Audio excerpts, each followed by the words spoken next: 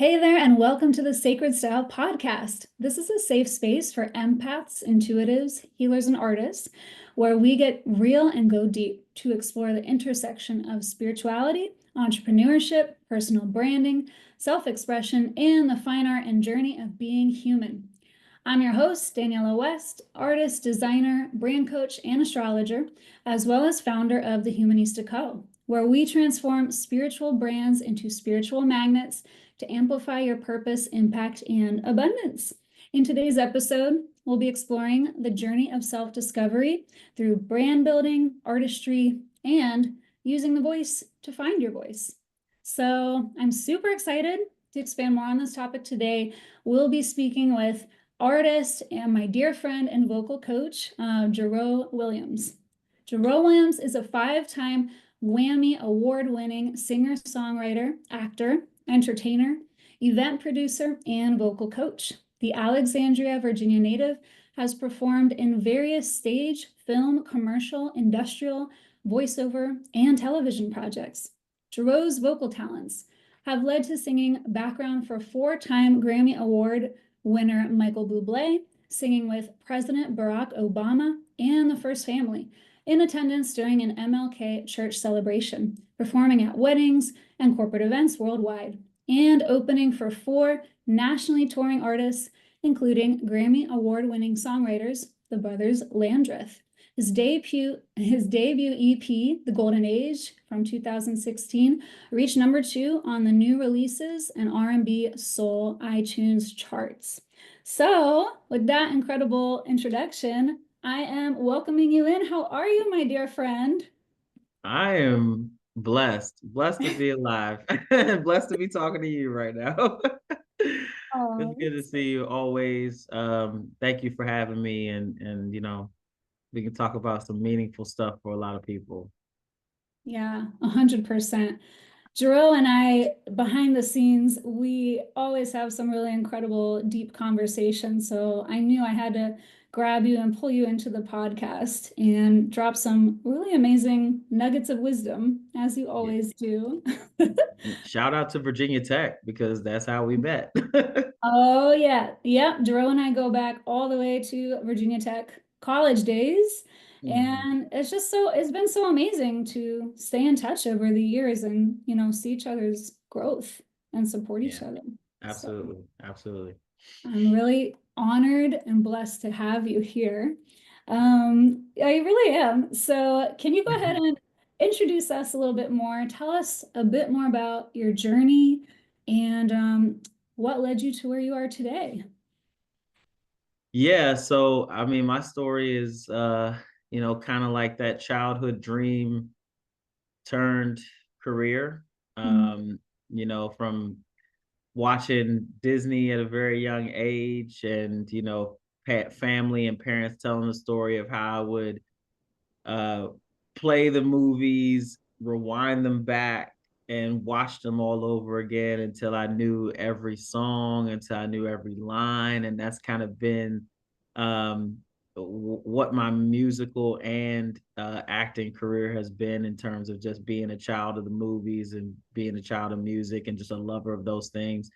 Um, and even when I first, had my first solo in the 4th grade, I had been in choir from, third grade all the way through my freshman year of college.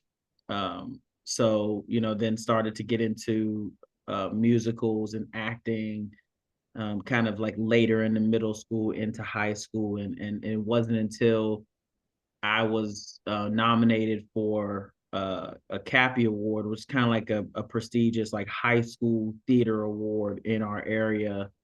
And I was nominated by my peers. And so to have that recognition, it really started to make me look at the entertainment industry as a career a little bit seriously. And then once I got out of college, I was going to New York. I was doing the Broadway auditions, had been in commercials. I had done, all kind of stuff, short films. I had really gone headfirst into that. And I've always been a firm believer of whatever door is open, the widest, that's the one you walk through. and if something is meant for you, that it'll be there. And then that's just kind of what happened with music. I love singing. I would sing everywhere all the time. And eventually after having done a lot of major things in acting, music was just that door that had opened. And joined a wedding band, and then started making my own music and started performing at shows. And it just became the thing where the door opened the widest. And so I think the other thing about it too, that's the most important thing, is you just find what is the thing that you're so passionate about, that no matter how many times you fail, you're just willing to do it over and over and over again until you get it right. And that's how I was with music. It was just something that I always wanted to experiment. I always wanted to study it a little bit further, just to try to figure out what it was that I loved so much about it. So I'm just, really grateful to have been on the path that I'm on. And now, through all of the things that I've learned, and all the experiences I've had, I really want to send the elevator back down now to help others realize their dream as an artist and really see that they can do something productive with it. Oh, that's beautiful, Jarreau. I love the concept of you reaching a point in your journey as an artist where now you want to take your lessons, take your expertise, and really give back, and help shape and mold other, let's say, aspiring artists like me, for example. I'm really so grateful because in the last few months, Jarreau and I, kind of teamed up and started to work together with you as my vocal coach. And it's honestly been such an incredible transformative journey. And I think it would be nice to kind of touch on that a bit more in terms of, you where you are now, and let's say in your coaching. Um, can you kind of describe to us a bit about that process? Like what's your approach in terms of coaching and mentoring other artists? Well, yeah, I'm really excited about the fact that we've been able to work together. Like we said, we've known each other since college. So to know each other across various points of life and kind of go our separate ways, and then come back and to really help you unlock this part of yourself, has been really enjoyable to watch. And that's what I love with any client that I work with, because that's my goal. My goal is to really help them realize their true potential. And so I think the hardest part about coaching is, obviously we have what our desired outcome is, and we're trying to leverage all of the things that we've learned, and we want to make sure that the people we work with really know how knowledgeable we are. But everybody goes in different stages. And I think that's one of the exciting things, and also one of the challenging things about being a coach is, you have to meet people where they are. And that's really what I've kind of had to turn my focus on. And so when I work with a client, I always, allow for a free consultation, because I definitely want that to be kind of an icebreaker session. I never want to just go right into it and just get to work on things. My biggest thing is to make sure we're a fit first.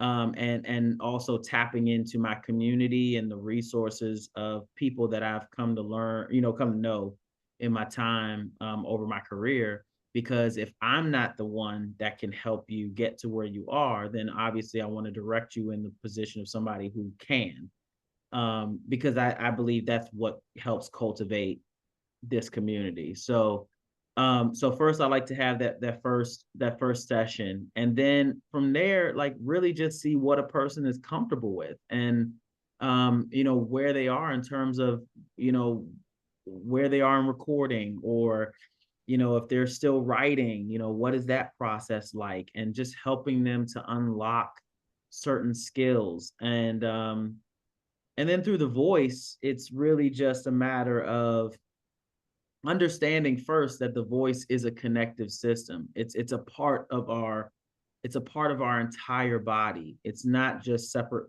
of itself. So I really do work with my clients to make sure that we understand that if one part of you is off, it's going to affect everything. And you're not really going to have, you know, the maximum effect with your voice if you're not connected. Mm-hmm. Yeah.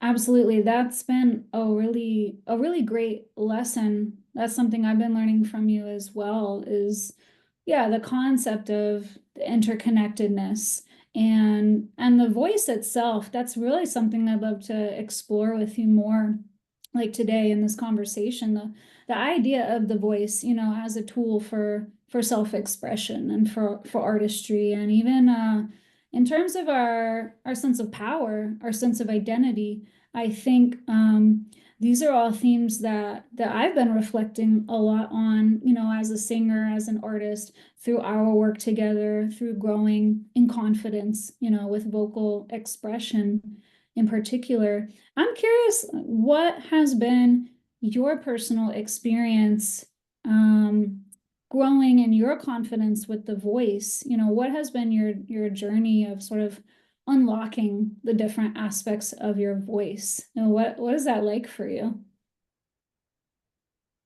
It's a great question.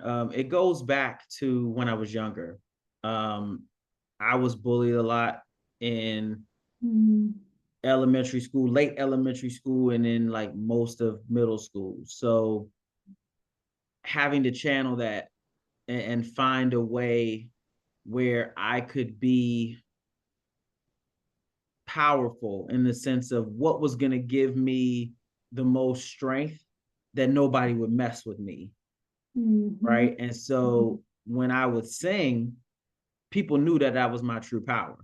mm, And I would do it in a way where people could really see that it came from my soul. It came from deep down what I believed was my superpower. And that's how to me, that's how I gained friendships. That's how I gained a strong network. That's how I unlocked a lot of opportunities for myself, was because I had this perfect union of my voice and my personality, mm, because it was guided by that. You know, like I said, I'm a child of the movies. I'm a child of, you know, a lot of the music that I learned growing up was because I had heard it in movies. mhm, So that the fact that I could connect those things and make it into this package, that I could confidently go out and perform, it unlocked a sense of confidence in me and worth. And so that's really what I again, it's what I want to do with my clients, because I mm, want people to feel like they can be their most genuine, true, powerful selves. And you know, even in the example that you gave, just in the time that we worked together, I've seen you come out of your shell at a time when life seemed very unsure and life just seems so unpredictable. And yes, it's still going to mm, be that way, but I think the most important thing to learn here for a lot of people is that there is a capability for everybody to unlock whatever that thing is for you that really makes you feel like you found your sense of self. And so for me with the voice, it that's really what it was for me. It just, you know, when I could easily walk up to, I'm just using the, you know, small example, when I could walk up to a table of girls at the table or whatever, and just, you know, at lunch, and, you know, just start singing some of our favorite songs, and just seeing the way that people would light up. And that was, and anyone, you know, seeing the way that people would light up and bringing so much joy to people in a time where we could just forget where we were in that moment. I knew I had the capability to do that. So mm, yeah, that's just been my goal with a lot of this stuff and this journey that I've been on, is I want other people to feel what I've felt for so long. mm. Oh, that's beautiful, Jarreau.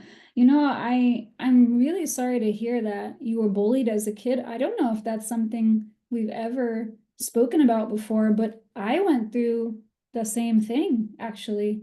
I also was bullied as a kid in middle school. And so much of that experience had to do with my voice and, not feeling safe to express my voice, my feelings, my needs, my my real personality, and that translated into music as well. It translated into, sharing a gift that I've had, since I was born. But I think the way that you've been able to turn that experience of bullying, that kind of pain, you've really channeled it. You've really transformed it into your purpose. Like you've really owned that superpower because you realize the impact it has on others, to bring joy to people.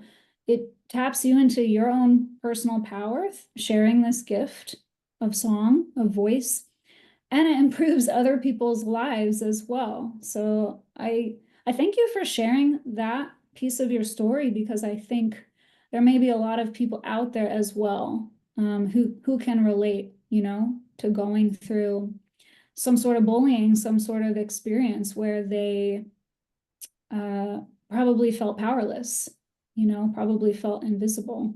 And the important thing to learn too with this is you're still going to be figuring it out. Mm-hmm. I don't want to, come on as if I've solved it all. Right. And, this I have this magic potion for Mm-hmm. what it takes. I just know that there are certain things in life that help us to make things more enjoyable and to give us this sense of, a reason to wake up every day. Mm-hmm. Um, and it doesn't mean that every single day you're going to feel the exact same way about it. But if you know you have something in you um, that allows you to feel that more days than not, that's the true, unlocking of the power. So Mm-hmm. yeah, it's That's powerful that beautiful. Yeah. Yeah. I would love to hear a bit more about your journey in terms of this concept of pivoting. So, over the last few years with COVID and all the crazy things of the world, there's been a lot of moments of uncertainty and chaos. There's been a lot of, I think, people in this world who've been faced with challenges where they have to pivot. They have to maybe veer off a certain path that they thought was a sure thing, or they thought this is it. I'm on this path for forever. So I'm wondering if there's a part of your journey you'd love to share where you have sort of been forced to pivot in a sense. Yeah, well, I've always been a believer that I say uh, that the grind never stops, it evolves.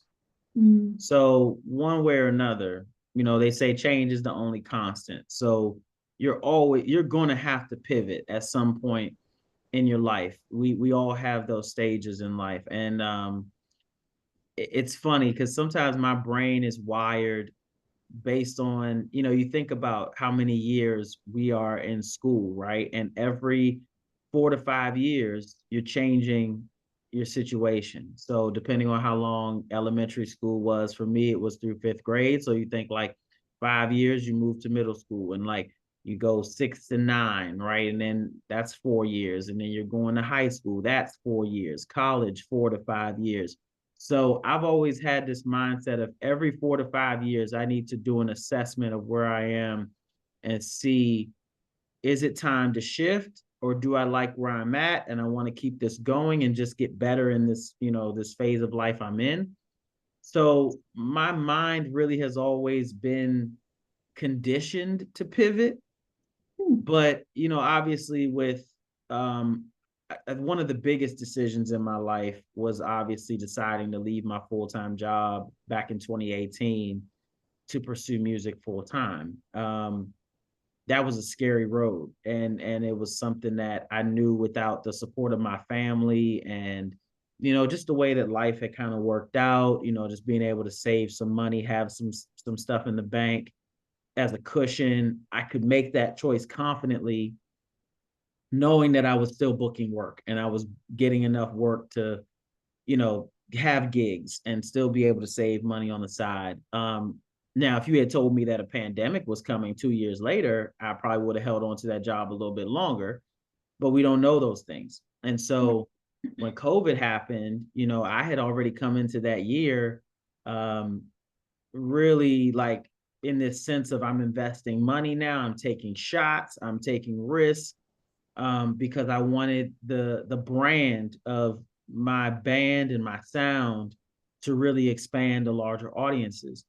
And so when COVID happened, that's when I really had to veer and figure out, okay, how can I do the grind a little bit differently? So then it switched to live stream, solo shows where I'm sitting here like right in front of the computer and I've got my my music on the side and I'm hitting play and I'm just singing into a screen to whoever's listening, or recording virtual concerts for vendors where they were having outdoor concerts. Just a lot of things just really had to shift, and I didn't have time to just sit and gloat in it. I might have spent the first couple of weeks binging shows that I'd never seen before. It was really COVID year was Game of Thrones year for me. So Oh, me too. Yeah. yeah, so it's like you take a couple of weeks and you reflect, but then after that you gotta, lace up your bootstraps and get to work. So I had been through that period for a little bit, and then, like I said, getting back in the flow of things. And then, this time last year, I had started having vocal issues. And then come to find out I had an ulcer on my vocal fold and I couldn't sing. And I really, even to this point now, I haven't performed since June of 2024. Wow. So, we're going on 9-10 months now. Yeah. And so that's been this has been one of the biggest pivots in my entire life. And so to now get to a point where I still love what I do, and I'm like, if I can't do that, what can I do in place of it that I still stay involved and still have purpose? And so my next thing was, okay, how can I help somebody else get to where I've been and even ascend me? I think that's the biggest thing as a mentor, as a coach. If you're not working with the intent of your students surpassing you, then what are you doing it for? Like I want the people that work with me to learn from me and be better than me. And it doesn't necessarily mean that they can do what I do to the degree I do it, but they might unlock something in them based on what I've said to them. So I think, in losing my voice, or at least, for an indefinite period of time, because I do believe deep down that I will perform again at some point in time. But I think in losing that, it helped me to really start going down a deeper journey of who I am now in this time, and how can I use that and what I've learned across a long time to serve others. Because I do believe that you don't just go through this and learn what you learn and then it just dies. There's ways that you can use it in other agencies and in other means. Yeah, it's really reminding me of the concept of energy, that energy is never truly lost, it's just transformed. Or love, even, that love is never truly lost, it's just transformed into something else. And thank you for sharing the story of losing your voice, because I know it can't be easy, to feel this sense of like you were going down this certain path, and all of a sudden life kind of forces you to pivot and maybe tap into other abilities, maybe tap into other directions, other ways of operating in this world that you had never considered before. And I think there's a lot of power and strength and resilience in that type of journey, that you're sharing, where yes, it's painful, and yes, it can be a huge obstacle, and it can feel like a huge loss. But you have found a way to pivot in a way that's truly transformational, not just for yourself, but for all the lives that you're impacting, all the clients that you work with, you're able to tap into these maybe hidden gifts that you didn't even know you had as a coach, which I think is incredible. I mean, this is basically what I would call alchemy, Well, transforming. Yeah. I definitely want to say I always knew I had these gifts. Oh, okay. And I'm saying that not to be arrogant in any way. Mhm. It's mainly because, just like how I was saying in school, I found kind of what my power was. Another one of those Mhm. things was people just would come and talk to me. I Mm. had a lot of friends who were going through relationship stuff and coming to Mhm. me asking me for advice, or people just going through the day-to-day stuff and just found it calming or found it soothing to talk to me. I've always prided myself on being a person that I just wanted to help people, and I felt like I knew I had a lot of knowledge, and I knew I had um, a desire to help those I care about. And so I always knew I wanted to help people in some form or fashion, whatever that looked like. And I knew that even as I was in the prime of my career, I wanted to help other people realize what I've seen and what I've heard, because especially in the DC area community, I want us to be taken seriously as a music market. And there's been so many times where we've been kind of like seen as the stepchild to New York and LA and Nashville and even Atlanta, but there's so much talent here. And, Mm. we are, what I love about us is we are always looking for ways to help each other. We're Mhm. competing for the same stages, but we're not cutting each other below the knees to do it. We're like, hey, if I can't do it, I know 7 people who can do that and Mhm. be great at it. And so I really wanted to use the skills that I have learned along the way to really help my community get stronger, so that people could see us as being a serious music town. So I say all that because I truly did believe that I had ways to influence people and ways to encourage people, but it was just, how do I do that more? Like, how do Mhm. I do it to a point where more people take notice? And really, I've just kind of landed on just focusing on providing the value. Mhm. And if I keep focusing on value, everything else will take care of itself. Mm. Yeah, I think those are beautiful words of mentorship and leadership as well. I really love how I've seen you grow, especially, pivoting away from singing and more into coaching over the last year. I've seen such a focus on community and tapping into community and, stepping into the spotlight more as that type of leader, of mentor, of someone who can really ignite and inspire, like your local community where you currently are.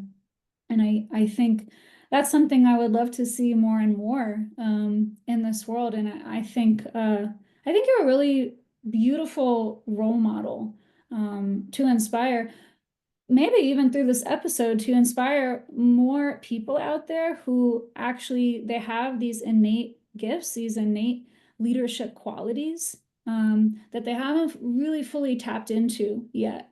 And maybe this can be a moment of inspiration. Maybe this can be a call to action, to those who are watching, who have maybe felt the nudge towards leadership in some way, or towards mentorship in some way, but maybe have never seen an example of somebody who's done that and stepped into the forefront for their community. So I want to thank you, Jarreau, because that's a really powerful journey that you've shared with us today. I appreciate it. I appreciate this opportunity to talk about it, because I think it's something that is not talked about enough. And again, I just want to reiterate that I'm still finding it. I'm still in it. I'm still discovering it. It's not like I have found the formula. Right. Now if I have achieved in helping someone unlock stage one, then Mhm. that's great. That's all I can ask for, because I believe if one person is inspired by it, that somebody else will be too. There's just a ripple effect that will happen. Um, because ultimately, there will come a time in everyone's life, whether they want it to or not, where things change, not on our timeline. And we have Mhm. to just, yes, feel the feelings. That's the other thing. You feel the Mhm. feelings, um, but you need that in order to process how to move and when to move, and just do something. Just make a move. Make a move. Yeah. Sometimes that's the hardest, is just taking that very first step, into something new. I think that might actually be the hardest step into the Yeah, unknown. yeah, So truly. that's some good advice. Is there any final advice you'd like to leave us with in terms of for anybody who's currently struggling or feeling lost or feeling stuck on their journey? Any final nuggets of wisdom you'd love to share to help someone move forward? Don't tell yourself no before someone else does. Hmm. What do I mean by that? Too many times, and I've struggled with this currently as I'm going through this pivot that I'm in. There's so many times where we look at opportunities and we have canceled ourselves out of something because we've thought we're not good enough, or we're not at the level that we want to be yet to go after it. And a friend of mine said to me that if you're 60% qualified, then you're qualified. You need to go after it. If you check off, you don't have to check off every single thing on the list, but if you check off a good number of them, you should go after it and challenge yourself, and see where you get with it. But the biggest mistake that a lot of us make is we tell ourselves no before we even start. And then, or because we're so worried about somebody else telling us no. And that's hypothetical, to anybody out there, I would just say, give yourself permission to go after it. And then if someone tells you no along the way, then be good in knowing that you made an effort. So, Mhm. but just don't tell yourself no first. Yes, just don't tell yourself no. Don't be the one to tell yourself no. Get out of Yeah. your own way, people. Get out. Oh, love that, bro. Thank you. Very, very, very helpful advice for sure. Very relatable too. Um, my friend, this has been such an awesome talk. So much gold, so much wisdom. I really, oh, there's so many juicy nuggets to take away. Before we say goodbye, how can people get in touch with you? Where can they find your work? Anything you'd like to share with the audience? Yeah. Main thing is you can go to the World Wide Web, JarreauWilliams.com. You can also, all of my socials and all of my materials are there, music videos, songs. And then hopefully, once I know what this baby's gonna do, when I'm back out again, I'll post dates and things like that on my website. Primarily I'm using Instagram as well, but on my website, if anybody out there is interested in vocal coaching, or a vocal consultant, maybe you're working on a project, you're in the studio and you're just trying to get that extra edge on your project, or maybe you're confused about what the release process is like, or you just want somebody as a mentor and an advisor to kind of hold your hand through it, you can reach out to me. We can talk about that. Also, for anyone that's local to the DMV area, maybe an artist who's looking, to get in on a project. One thing I also love to do too is I love to help do like behind the scenes footage. So like if anybody's shooting a music video and they kind of want somebody behind the scenes on that to capture, some short videos and some photos and things like that. For social media, I can help with that as well. And like I said, if anybody needs any sort of consultations or any sort of advice, they can definitely come my way. So JarreauWilliams.com is the hub for everything. Perfect. And then if you want to follow me on socials, all of my information is there. Perfect. And are you still offering Zoom coaching, or is it just in person? Or do you No, I do do both. I do both? virtual and Okay. in person. Perfect. Virtual, these days is just easier for a lot of people. Yeah.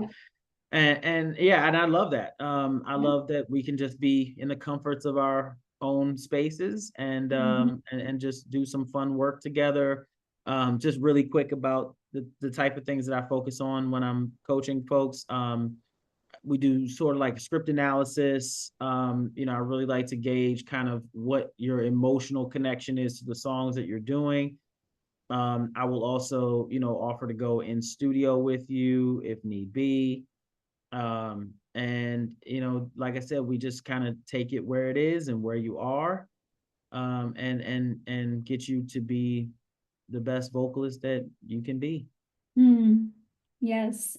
Yeah. And Jarreau has been my vocal coach the last few months, and I can definitely say I've noticed a huge boost in my confidence and my presence and, just passion for singing. Honestly, it really makes such a difference to have, an expert and a mentor, someone who really can hold your hand and meet you where you're at and help you reach your unique goals. It makes the biggest difference just to help you get out of your own way.